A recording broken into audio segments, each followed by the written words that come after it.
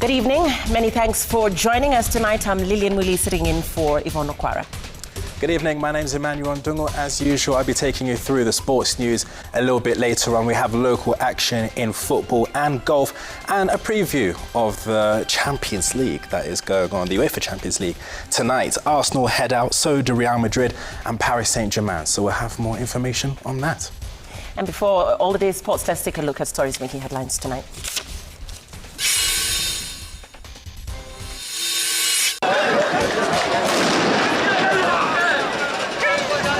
Any action that will be taken here must be signed off with the people, because ultimately we can't tell the people to remain. Tear gas and running battles. Mukuru residents clash with police over demolition of houses to pave way for road expansion. Ukifika kwa poma lazima tuangalie hii poma ni aina gani. Wanajimudu kivipi? Maana kuna wale ambao wako na uvidhuri na ujeuri, lakini kuna wale ambao nao vile vile hawajiwezi. 100% transition.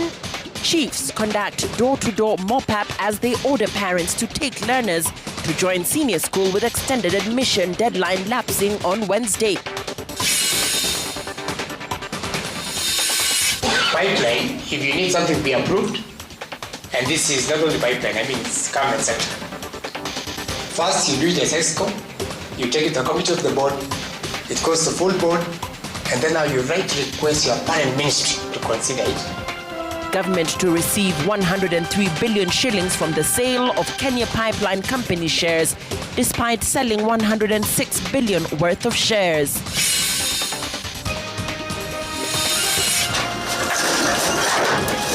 Police nab bang worth 4 million shillings in shops next to a school in Ahero, Kisumu County.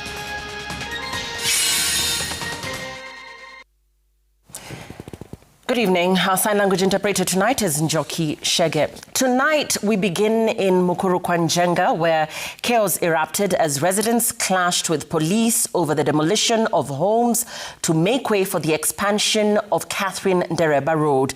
The standoff drew in Nairobi Governor Johnson Sakaja, who arrived at the scene to assess the situation, only to find police engaged in running battles with protesting residents. Condemning the demolitions, the governor ordered the immediate suspension of the exercise until further notice. Citizen TV's Ben Kirui reports. Tear gas filled the air as chaos unfolded in Mukuru Kwanjenga behind Imara Daima shopping center.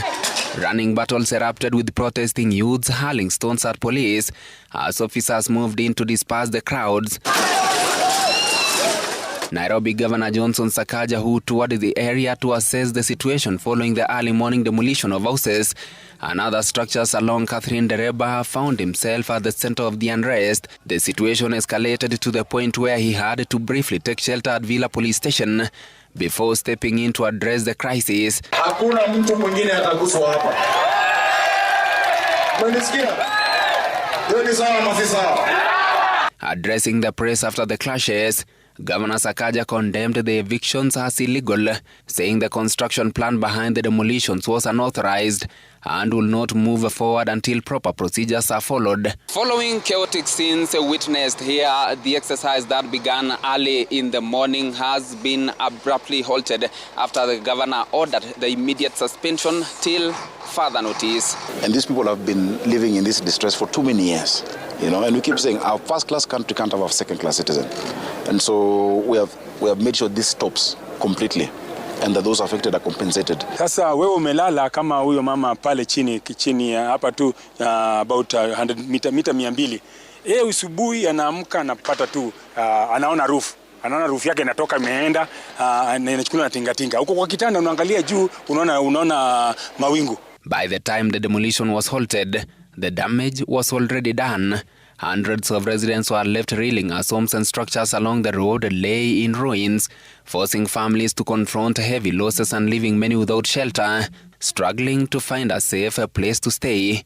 So tunasikitika sana vile wanatufanyia, kwa sababu shule ni hapa, makazi yetu ni hapa, tunaishi hapa, watoto wanasomea hapa, wakitubomolea wanataka aje. Tunaomba sana kama hii ujumbe inaweza fikia rais, kwamba aende asuluhishe mgogoro ambayo iko Mukuru kwa Jenga. Juzi wamebomoa juzi Riara. Hatuoni mabadiliko inaendelea kule. This is not the first time tensions have flared in Mukuru kwa Jenga. Authorities have previously attempted to clear structures encroaching on road reserves, with community leaders repeatedly urging that proper procedures be followed to protect residents. The 30-meter-wide road named after Kenya's world champion marathoner Catherine Dereba serves as a key link connecting Mukuru to the industrial area, Jomo Kenyatta International Airport and the Nairobi Expressway, making it a critical artery for both commuters and freight traffic. Ben Kirui, Citizen TV, Nairobi.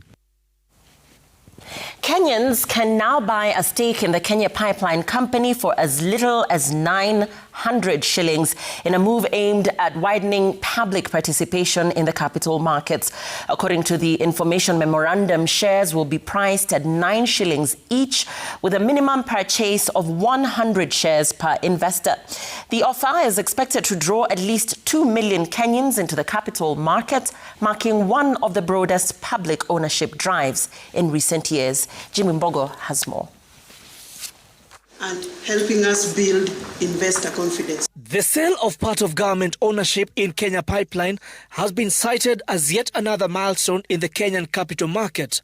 The government's move to sell 65% stake in the company, or an equivalent of 11.8 billion shares, is set to provide an investment opportunity to at least 2 million retail investors. According to KPC, Kenyans can now take part in owning the company, while at the same time helping the government to raise non-tax revenue, deepen the capital market, and unlock the company's full potential. The company is telling us, and we already passed H1, the company is telling us that the expectation on net profit is around 9.6, 9.7, so shy of 10 billion. If I look at that, and with a dividend policy that has been set at 50%, I can already project, expectation around dividend. And we're talking about 5 billion. Okay, we're talking about 5 billion. So for any investors, looking at it versus the number of shares that are outstanding, you can already project your dividend yield, which is about 3%.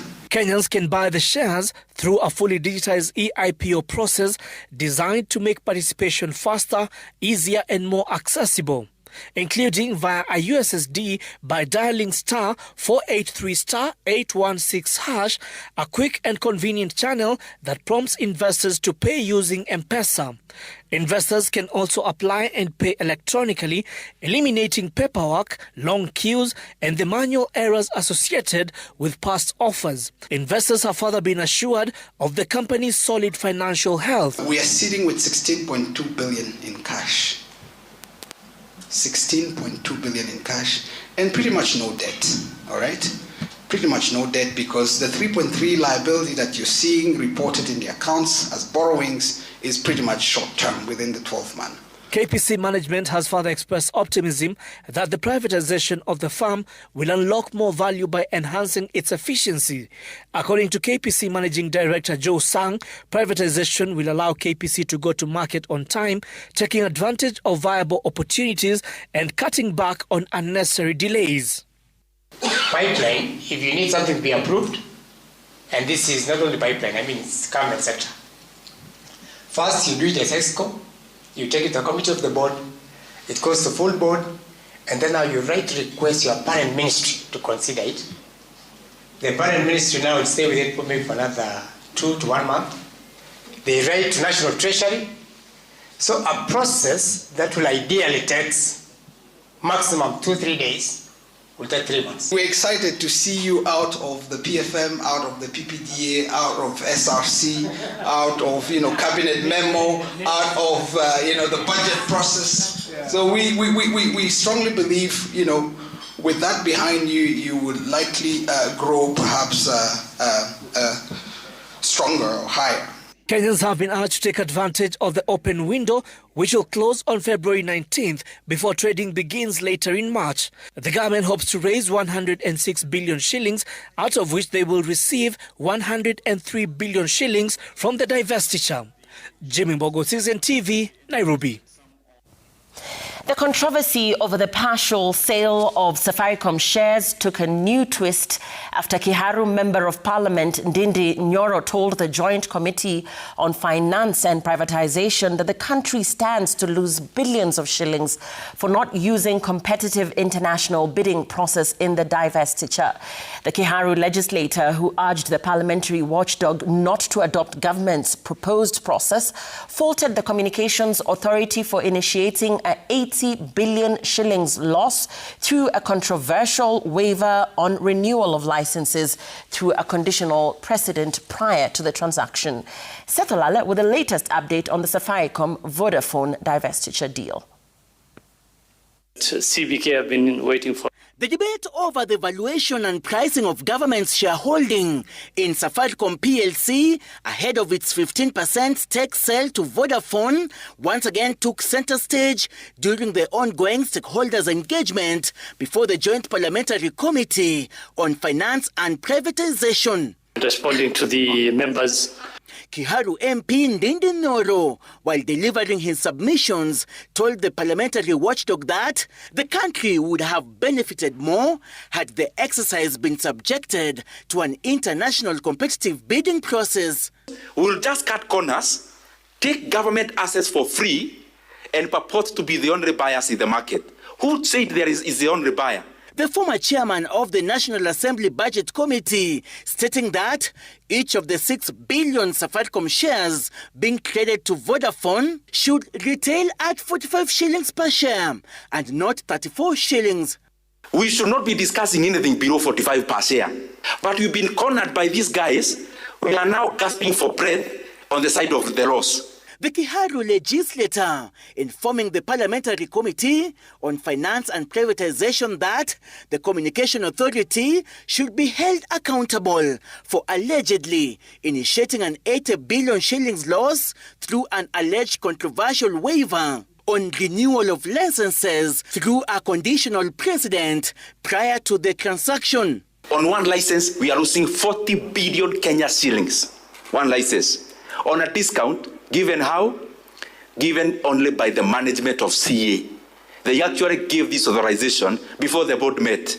Ndindi Nyoro alleging that parties who stand to benefit from the multi-billion shillings lucrative transactional costs in the partial divestiture of government's shareholding in Safaricom are private entities. What role are they playing for them to be paid 40% of the 3 billion? Other than the Kiharu MP, other stakeholders who submitted their memoranda include CBK Governor Kamau Thuge. Thuge telling the committees that the proceeds will go a long way in easing the country's debt burden. The sale also got a nod from Kotu. The due diligence must be done. Let workers be protected. Let their welfare be protected. Let their pension scheme, it has got one of the best pension schemes today. We'll increase foreign direct investment by the same amount, and other things the same. Will support a further build-up of our international reserves. Even as the Joint Parliamentary Committee prepares to wind up its public stakeholders' engagement, Kenyans are demanding accountability, integrity, and transparency in the Safaricom Vodafone shares deal. Seth Olale, Citizen TV, Nairobi County. President William Ruto says Kenya is targeting 120 billion shillings by the end of January through the sale of a 65% stake in the Kenya Pipeline Company. The president insists the proceeds will be used exclusively for infrastructure development, not debt repayment or recurrent expenditure. The funds will be managed under the National Infrastructure Fund. Melita Oletenges reports. The proposed sale of 65% of the government stake in the Kenya Pipeline Company, leaving the state with 35% ownership, marks the latest push by President William Ruto's administration to raise capital through divestiture from state-owned enterprises. The Kenya Pipeline initial public offering is expected to raise 120 billion shillings, according to President Ruto, with the offer period running from January 19th to February 19th. The president says all proceeds will be ring-fenced under the National Infrastructure Fund and committed solely to development projects. Not a single coin of that money will go into paying debts or paying salaries or recurrent expenditure. It's going to be dedicated to the development of the infrastructure that is going to lift our country to the next level. Earlier this month, the president urged Kenyans to participate in the offer, saying shares would be available from as little as 200 shillings. The National Treasury plans to channel the funds into key sectors including energy, roads, water and airports under the National Infrastructure Fund. Leverage what we have today in terms of the taxes we collect, the assets that we have, the natural resources that are available within the borders of our country, to raise the requisite resources for us to drive our development in a very consequential manner. However, the plan faces a legal challenge. A petition filed by Busia Senator Okia Omtata alongside Bernard Mushiri Mushere and Naomi Nyakirario Misati is contesting the proposed privatization of KPC. The petition argues that the process violates constitutional and statutory requirements, citing lack of public participation in the decision to divest the state's stake. The president made the remarks at State House, Nairobi, during the official dispatch of Kenya's ambassadors and high commissioners to their respective postings. He urged them to protect Kenya's national interests and strengthen mutually beneficial international partnerships. Melita Oletenges, Citizen TV. To education matters now, and chiefs from various parts of the country have begun a mop-up exercise to get grade 10 learners to join senior schools before the expiry of the extended admission deadline. The drive aims to enroll hundreds of thousands of students in line with the government's 100% transition policy. As Brenda Wanga reports, the exercise is facing challenges, with parents saying they cannot meet the high cost of education without support, even as the government maintains that day secondary education remains its responsibility. From one home to another, Ngao officers are busy looking for grade 10 learners yet to report to their respective schools. In Mugirango West constituency, their search leads them to Brian Joseph's home. He should be in school like his peers. Instead, he is watching his dreams dissipate right before his eyes. This family says it simply can't afford to send him to school. He has turned to casual work in a desperate effort to earn money to go to school. Sasa mimi nimeshangaa nitaenda vipi shule wakati wengine wameenda na mimi bado sijaenda. The area chief has come with an edict to this family. Brian must be in school on Wednesday, the last day of the admission, but his parents say his continued stay at home is not voluntary. The chief says the mop-up is structured. Kitu cha kwanza kufika kwa poma lazima tuangalie hii poma ni aina gani. Hii familia wanajimudu kivipi? Maana kuna wale ambao wako na uvidhuri na ujeuri, lakini kuna wale ambao nao vile vile hawajiwezi. At another home, Juvenalis is making bricks in the hope that he can make some money, but time is running out for him and his family. Hata saa hii kutoka shule ianze kufunguliwa sijaienda. Juu tumelemewa kwa pesa. Sasa nataka mwenye anajitokeza nisaidie. Juu kenye napata kidogo nawapatia, kesho tena naamkia. Sina mbele, sina nyuma, sina mbele. In Machakos County, the script is the same. Chiefs are roaming the landscape on the heels of learners. Their search leads them to Kevin Dewey. The student is stuck at home, the family's financial situation visible to the naked eye. Marafiki wangu wote wameenda shule. Mimi sijaenda shule. Tuko na maofisi tofauti ambayo imejitolea kusaidia hawa watoto. Kama ukienda kwa Ministry of Education, tuko na hii elimu scholarship. Hapo mtoto mwenye ana school fees ama amelemewa atapata support. The CS Interior is now asking leaders to join hands in the mop-up exercise as the government chases 100% transition to senior school. But this target, however, remains a distant dream for thousands who are asking that government does more than talk. Serikali naona ikimobilize machief watoto waende shule. Lakini ukiangalia vizuri, Hawa watoto wataenda aje shule? Haijawapatia uniform, haijawapatia viatu, haijawapatia chochote. Na mimi nawaomba sana ya kwamba sisi wote tuhakikishe there is a full transition wa watoto wetu waende JSS to year 10. Na county commissioner is under our instructions wakifanya kazi na chiefs kuhakikisha kwamba watoto wote wenye wako nyumbani tumetafuta njia yoyote ya kuhakikisha kuna transition kutoka grade 9 to grade 10. The plight of those unable to join grade 10 continues to grow as the deadline approaches. Some learners like Dorcas Chepkorir have decided to show up in school armed with only their dreams, hopes and faith. That is good. Brenda Wanga, Citizen TV. As the mop-up exercise continued in various parts of the country, 15 students who were set to join grade 10 in various schools were on Tuesday left stranded in Kisumu's Manyata area after an unknown individual lured them with promises of a full scholarship.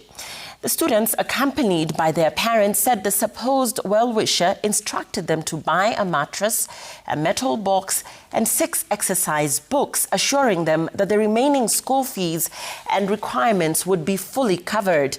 The parents say they have spent 2 days waiting at Manyata Primary School, where the individual had promised to pick them up and facilitate their admission to different schools. However, the person never showed up and could no longer be reached.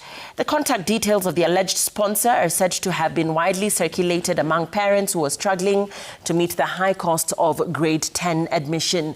Officials from the Ministry of Education later intervened, where they took the... Na huyo ndio first born yangu, sina chochote. Hata sanduku yenye niko nayo hapa na mattress niliomba tu. Tukimpigia niko airport, niko Katito, afiki, niko Ahero, 5 minutes. Sasa ni hivyo tu na afiki, anafika na afiki, dakika kidogo anafungua simu, dakika kidogo anafunga. We have got a neighbor and it's like this neighbor is the person who was recruiting others into this mess now. I'm going to the office with the contact person to the office, and then I will hand over to further authorities for further investigation, and then this person who calls himself Sean Motieno, he will be brought to book. And an update now on the death toll from Monday's multi-car crash at Kikope in Gilgil, Nakuru County, which has risen to 8 after one more person succumbed at Nakuru Teaching and Referral Hospital. 3 families of those who died in the accident are yet to identify the bodies of their loved ones, with reports indicating that 2 of the victims were military officers. Marianne Nyambura has more. Grief and sorrow engulfed Gilgil Sub-County Hospital morgue in Nakuru on Tuesday, as families identified the remains of victims of a road accident at Kikope. The family of Samuel Kariuki is in mourning. The late Kariuki, a 42-year-old driver of the ill-fated matatu belonging to 3 and 2 SACCO, lost his life in the crash. I don't even have words to say. I'm in great shock. Nimekuwa shocked kutoka jana. Nimekuwa shocked sana because nikaingia Facebook, nikaangalia venye hiyo accident ilikuwa, and everything was crashed. It was so painful. Anne paints a picture of the last conversation she had with her husband hours before she was notified of the crash. Tulikuwa tumeongea asubuhi na yeye nilipofika kazini, juu nilikuwa nimempigia na simu sikumpata. So akaniuliza nilikuwa nasema aje. Nikamwambia ni mtoto mdogo alikuwa anataka kuongea na yeye. Then it was on a message.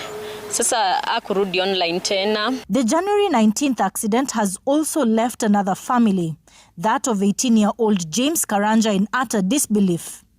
The family identified the remains of their kin at St. Mary's Mission Hospital. Nalikuwa kwangu karibu kama siku 2-3. Alafu alikuwa anataka kurudi nyumbani Kikope. Karanja's family is at a loss. The boy had a promising future, but his dreams were cut short. Alikuwa hajaingia katika shule, lakini alikuwa naenda kuingia Jumatatu form 3. 4 families have already identified the remains of their kin. Among those who were killed, 2 Kenya Defence Forces officers.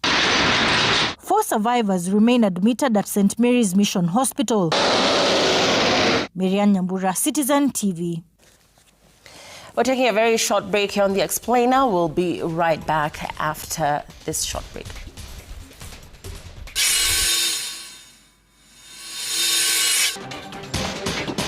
Government is watching. NCIC now turns to social media to monitor online hate speech.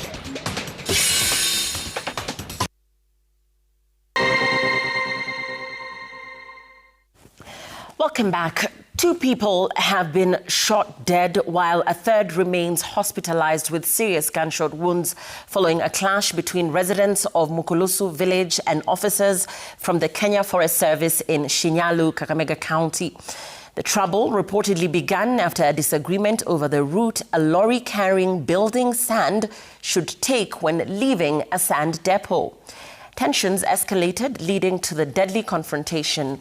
As Kamau Mwangi reports, the incident comes on the same day the Nyeri Law Court granted investigators 14 more days to detain Peter Wamiti Mwangi, the police officer accused of fatally shooting a Karatina businessman, giving authorities additional time to conclude their investigations. Grief-stricken residents of Mukuru in Shinyalu woke up Tuesday to the aftermath of a chaotic Monday night that left 2 people dead.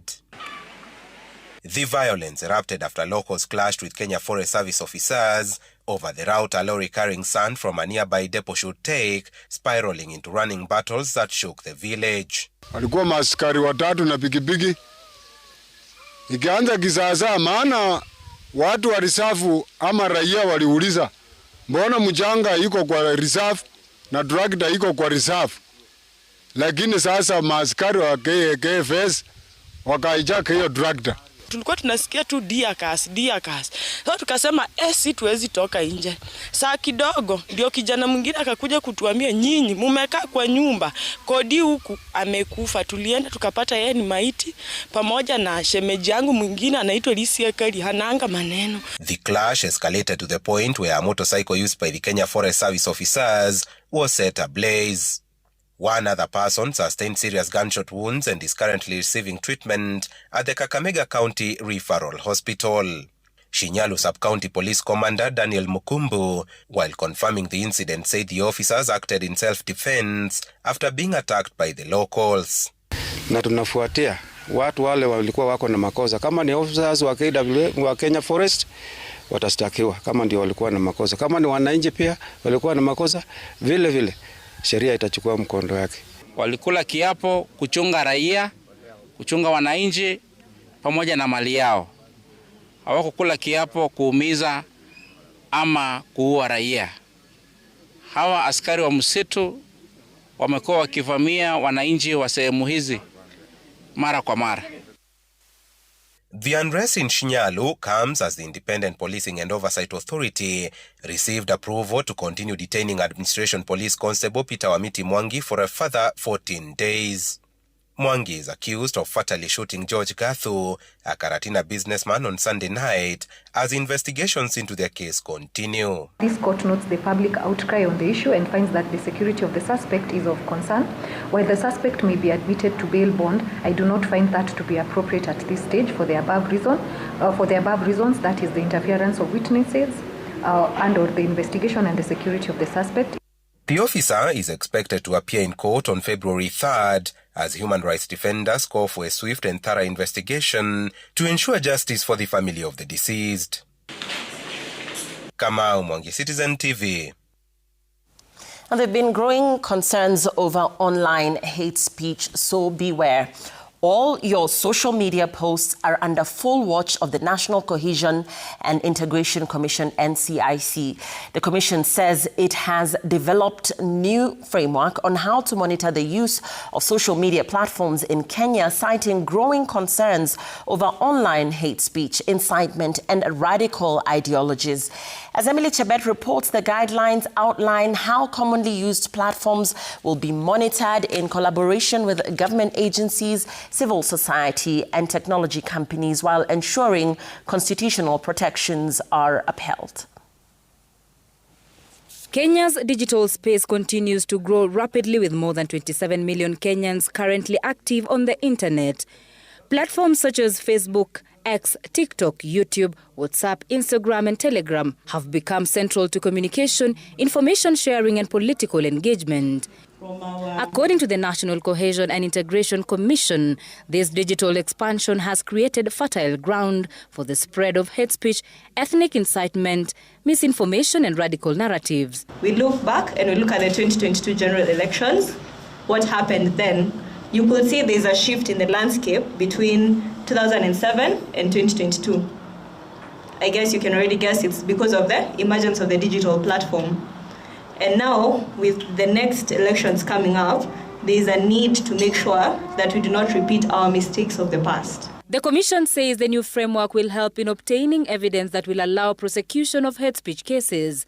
With the help of artificial intelligence tools, NCIC says it will pick up harmful content for analysis on the context and possible cause of harm. For the digital space, I can post something today and it will go viral in the next 1 hour.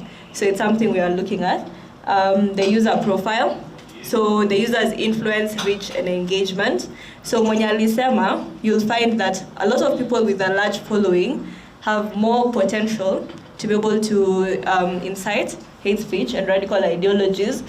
That's one of the things we consider. According to NCIC, the overall objective of the guidelines is to establish clear, actionable procedures and well-defined legal boundaries for monitoring and responding to hate speech and radical ideologies on social media. The Commission emphasizing that all monitoring activities will be conducted in line with the Constitution of Kenya, the Data Protection Act, and existing regulations guided by respect for privacy, legality, and the protection of freedom of expression. Emily Chebet, Citizen TV. Across borders, Uganda's Chief of Defense Forces General Muhoozi Kainerugaba faces backlash after he went rogue on Monday night, issuing death threats to National Unity Platform presidential candidate Bobi Wine following the controversial election in which his father, President Yoweri Museveni, was declared winner. In a series of posts, some of which were deleted on Tuesday, General Muhoozi claimed responsibility for the deaths of 22 people over the past week and threatened to continue the attacks.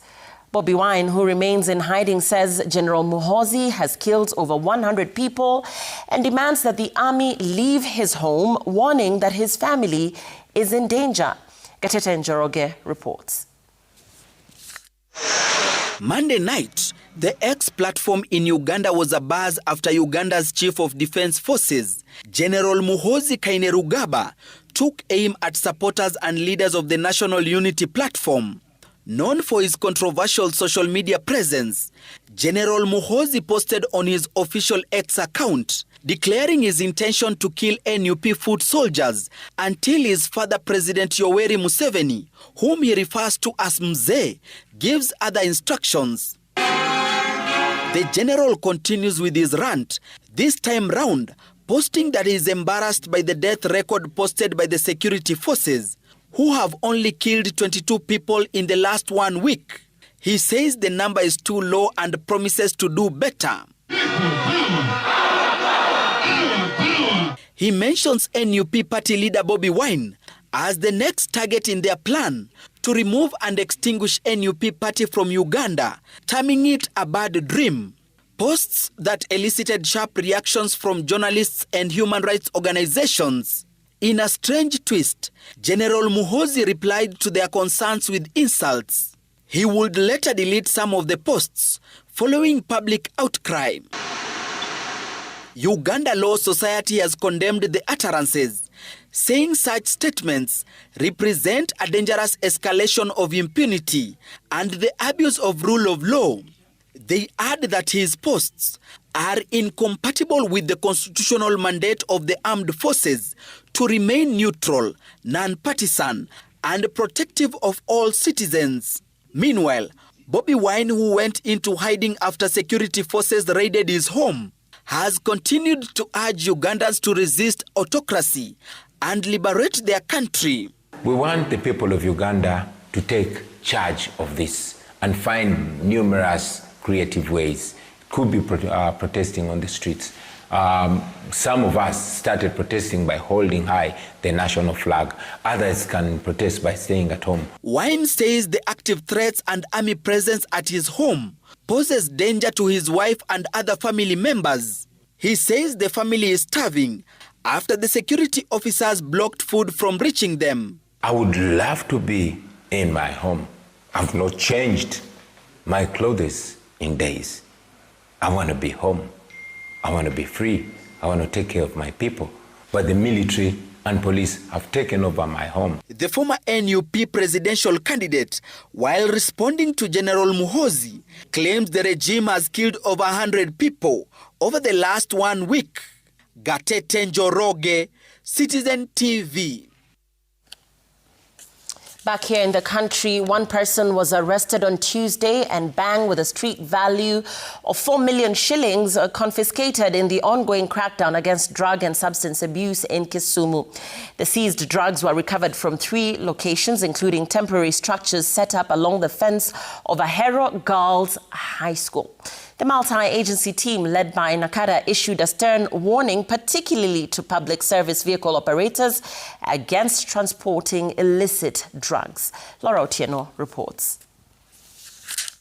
Tuesday morning, a multi-agency team conducted raids in Kamidumbi and Maembe estates in Kisumu County, uncovering large holes of bang in several homes. And they are rolled into this time. The most shocking discovery came at a drug den located right across from Ahero Girls High School.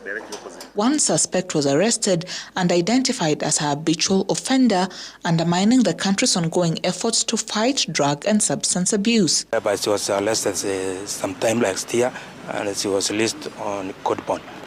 So the suspect, by the name Irene Acheng, is in police custody. We were also able to conduct another operation just directly opposite Ahero Girls Secondary School, where another drug den was raided, and we were able to again confiscate cannabis in the form of tariffs. But the suspect is on the run. Public service vehicles have also been put on alert, with police warning that they are increasingly being used as conduits for drug trafficking. On Monday, 2 vehicles were intercepted at separate roadblocks in Kisumu. The vehicles have been detained, will be processed, and they will be forfeited to the state. Because they are involved in a road crime. At the Namanga border, a bus traveling from Dar es Salaam to Nairobi was intercepted while transporting bang with an estimated street value of 2.5 million shillings. 2 suspects were arrested and are currently assisting police with ongoing investigations. Kama hii mzigo ilikuwa inatoka Dar es Salaam ikiingia Kenya, na mwenye kupokea mzigo ako Nairobi. Tunaendelea kumsaka. President William Ruto announced plans to intensify the fight against drug and substance abuse, revealing that the government is drafting a law that would make drug-related offences capital crimes punishable by hanging. Laura Otieno, Citizen TV. From the courts, the hearing of the manslaughter case following the death of Lucy Wambui Kamau, who passed away following a cosmetic procedure at Body by Design Omnicare Medical Limited in Nairobi, continued today. The emotional widower Francis Nganga Mundia blames the beauty clinic for the tragic death after the procedure. Ode Francis has more. Francis Nganga Mundia, the husband to the late Lucy, detailed account of events leading up to the death of the late 38-year-old Lucy Wambui Kamau. In his testimony, Nganga revealed how he was kept in the dark despite being listed as the emergency contact on the clinic's own medical intake form presented in court. He was at one point overcome by emotions as he recounted the immense pain his wife underwent before her death.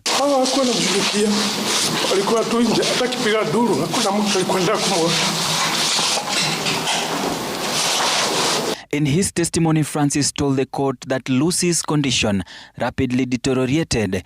By October 18th, 2 days after the procedure, she was in agony, crying out that she was dying. Very worse. Hata napiga nduru ananiambia nakufa.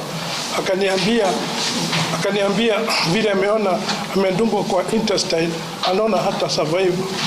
Akaniambia kama kikufa niangalie watoto wangu vile tulikuwa naangalia na yeye.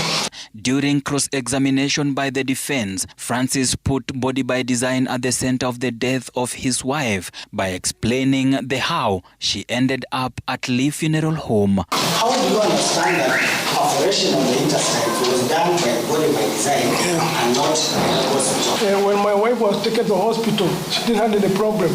And when I went to see her, alikuwa anatoa choo kila mahali. Kupitia ilikuwa imejaa, ilikuwa inatirika huku choo na damu. Na hakuwa imeenda na hospital before, alikuwa ameanza kwanza body and design. Wakamwachilia hata bila kuitisha balance. Kurudi hospitali tukakuta wamefunga. Wakati alitoka hivi tu wakafunga, wakaacha security. He said doctors at Nairobi Hospital were alarmed by her condition. Surgeons discovered nearly 1.5 kilograms of fecal matter had leaked into her abdomen. Nataka tu rudie kidogo. Ulijuaje ilikuwa imedungwa zaidi ya mara moja? Dr. Khan ambaye ni daktari wa wapi? Wa hospital. Akaniambia wakati wafanya operation walienda wakakuta amedungwa intestine mara 6. Kwa hivyo hiyo ni na alikuwa anasema ilikuwa this size. More witnesses are expected to take the stand on Thursday, 22nd January 2025. Ode Francis, Citizen TV, Nairobi. In Mombasa County, 18 people have been arrested by county officers for flouting construction rules as the county intensifies a crackdown on illegal building constructions. Some of those arrested are contractors and builders. The officers also demolished a construction gate allegedly built on a public road a few meters from the ocean. According to the County Executive Committee member for Lands and Urban Planning, Mohammed Hussein, some private developers have been flouting building regulations by adding extra floors and swimming pools on rooftops, leading to cracks and, in some cases, collapse of buildings in Mombasa County.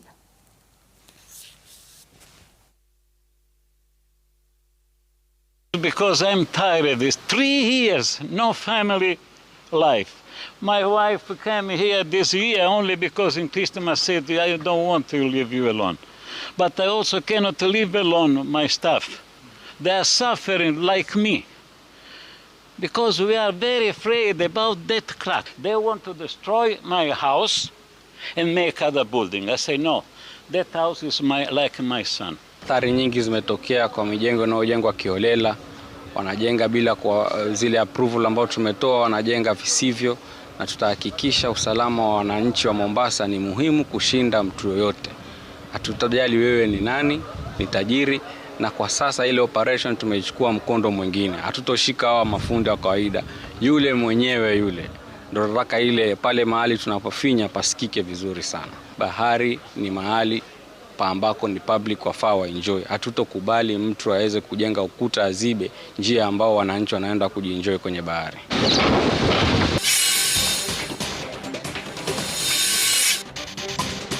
New report shows Kenya's tea industry is showing mixed fortunes, with production dipping amid a myriad of challenges affecting growers.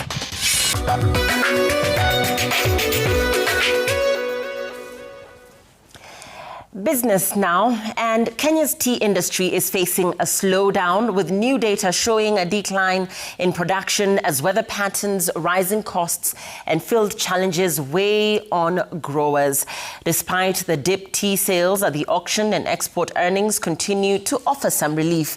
Our reporter Dennis Otieno takes a look at the latest performance of the sector.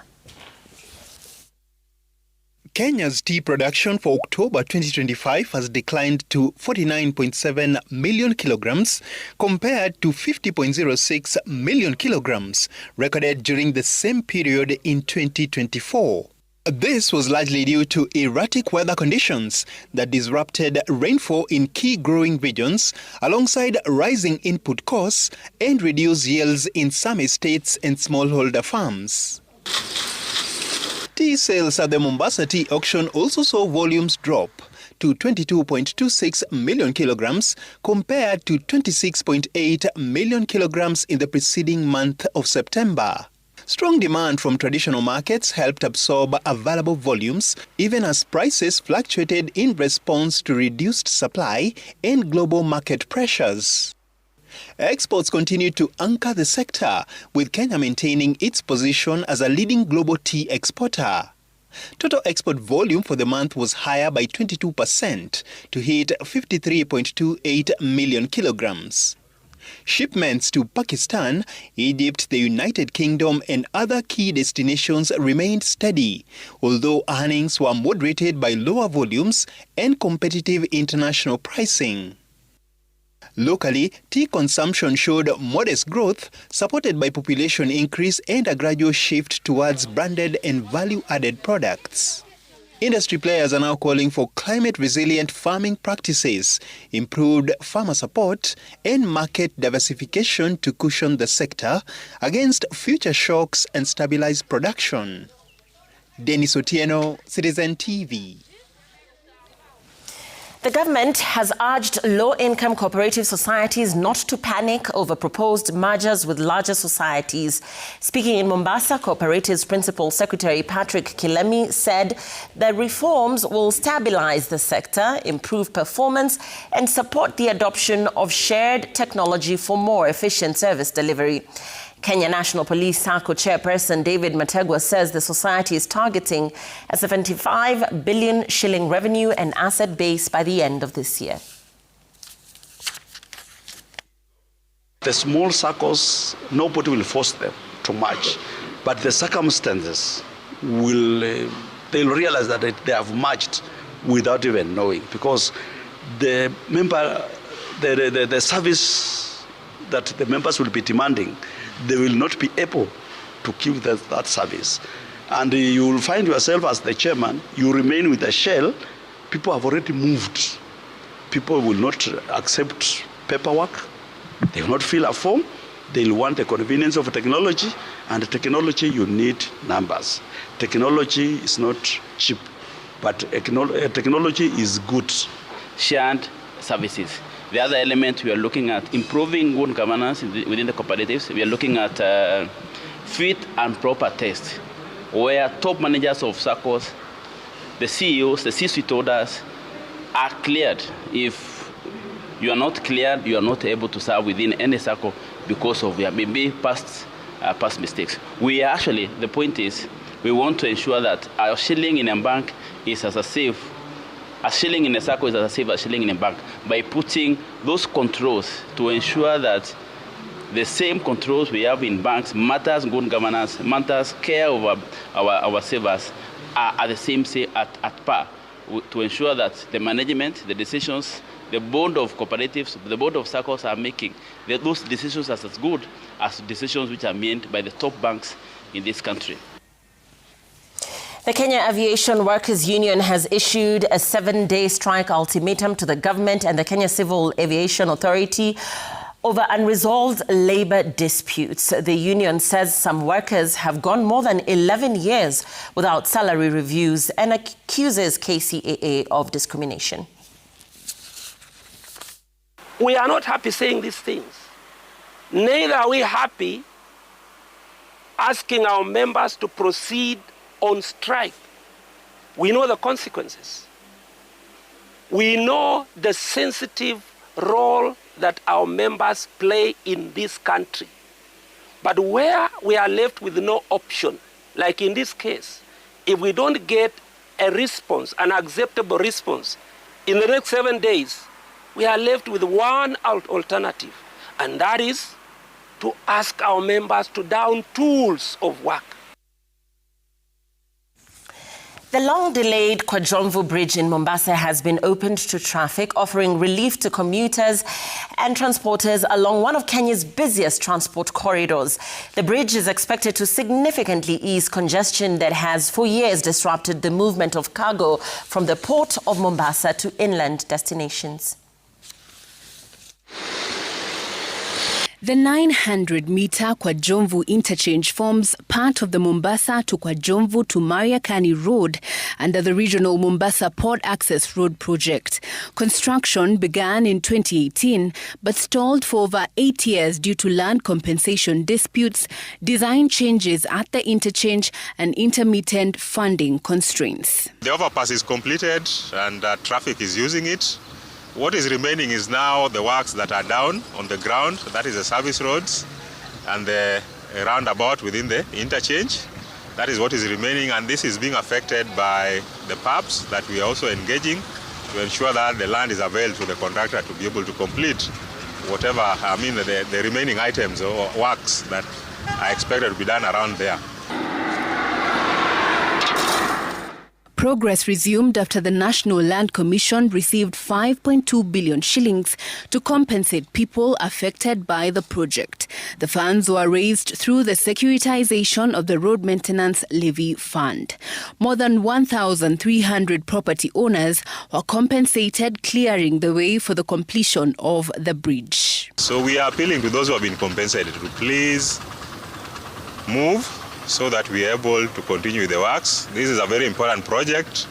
Kwajomvu has for decades been one of Mombasa's most congested junctions, handling traffic from the port of Mombasa, the southern bypass and major inland highways.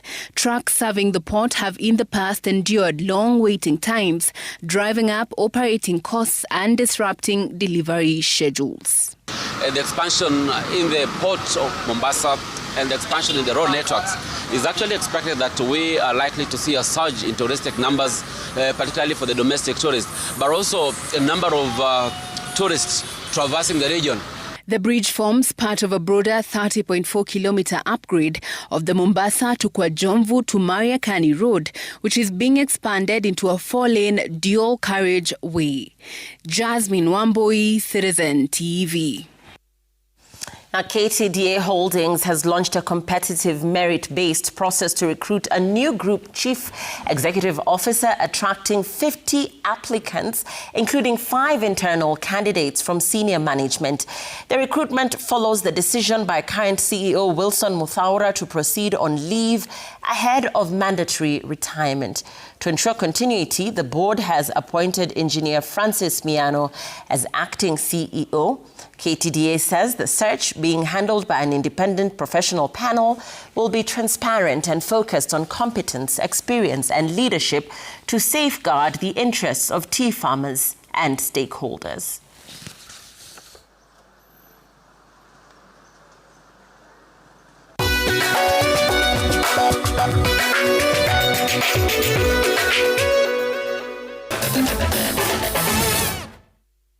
Welcome back to the program. My name is Emmanuel Ndungu. Let's get into the sports news now.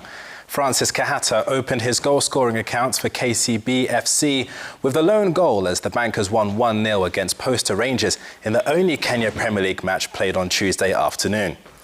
Kahata's goal came early in the first half as both teams went in search of early goals. Despite missing their head coach Robert Matano, who is bereaved, the Bankers held their nerve to keep a clean sheet. Poster Rangers should have picked up at least 1 point from the match, but they hit the woodwork 4 times and missed a first-half penalty. Wa KCB wakafaidika na goli pale. Francis Kahata wa Nyambura, Kalibolilo. Ameifikia Trevor. Na Pilato wa mchezo anaamua ni mkwaju wa penalti. Kivuta kasi Trevor. Trevor! Umegonga chuma Trevor na ikosa. Still in football, the top 5 teams in the second division National Super League won their matches over the weekend as the first leg concluded with the 5 teams separated by only 6 points. Mukuru Youth at the top have 33 points, while Equity Bank FC in 5th position have 28 points. Leaders Mukuru Youth cemented their top position with a 4-2 hammering of Naivas FC to keep their promotion hopes alive. The win was a huge statement as Naivas is also a strong team that is eyeing promotion to the Kenyan Premier League. Mofa in 2nd position had an identical 4-2 win away to Luanda Villa as surprise package Mombasa United climbed to 3rd with a 2-0 win over Kibera. Fortune SACCO had to dig deep to see off 3K FC 1-0 in a local derby match to increase their points tally to 28, the same as Mombasa United in 3rd and Equity Bank in 5th. Migori want to strengthen their squad to increase their promotion chances. Kuna somewhere tuna heading and wakijalipoa, I think Migori itakuwa timu ngumu sana kubit kwa second leg. I think the goalkeeping department ronga na kipa trainer at least tuone vile tunazamua. I think the department imebaki tu kirekebisha timu itakuwa poa na ready kucheza KPL. As we are topping the National Super League, we have to set the pace, and this is the start. Yeah, we have that morale and we'll maintain it as we go. More sports. The final round of the ABSA Invitational Series, the season finale of the Sunshine Development Tour East Africa Swing at Karen Country Club, promises to be an exciting one with 2 players tied at the top. Kenya's Njoroge Kibugu and Rwanda's Celestine Nzanzuwera were on 8 under par, 132, after Nzanzuwera played 1 shot better than Kibugu in the second round.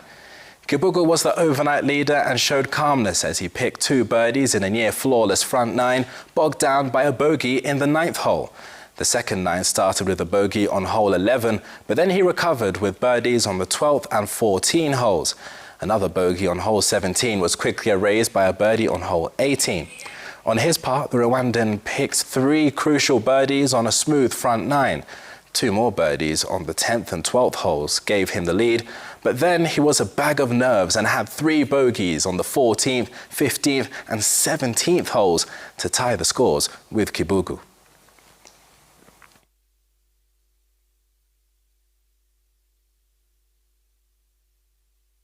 I just kept on trying to make good swings, just tried to keep going, give myself chances. I did, and just a few more sloppy mistakes coming in, but we'll work on that and hopefully they're not there tomorrow. Can't say much. I will still play my game plans and try to keep my ball in the positions, and I do my best. You know, this is my final round of the season, so it has to be best of the best. Tomorrow, going to the final round, I just need to stick on my routine.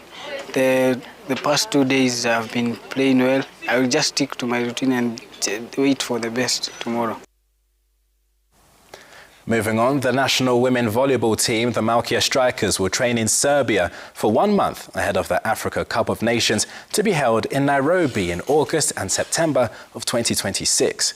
The team has received a major boost with a grant of 13 million shillings from the Olympic Solidarity Fund. The grants will be spread from now to next July as Kenya seeks to qualify for the Los Angeles Olympic Games in 2028. Kenya is ranked 19th in the world at the moment and need about 50 points to punch a ticket to the Olympics. These points can be earned in the Africa Cup of Nations tournament, and that is why the Kenya Volleyball Federation is putting all its efforts and resources into that tournament. Vice President Paul Bitok says they opted out of hosting any other tournament and were not stripped of the right, as reported in various media outlets. Something to start with, so they already named the team. So we want to concentrate with one, and that is the African Cup of Nations. For the clubs, even if you could adjust from now and April, our teams are preparing for the African Club Championship.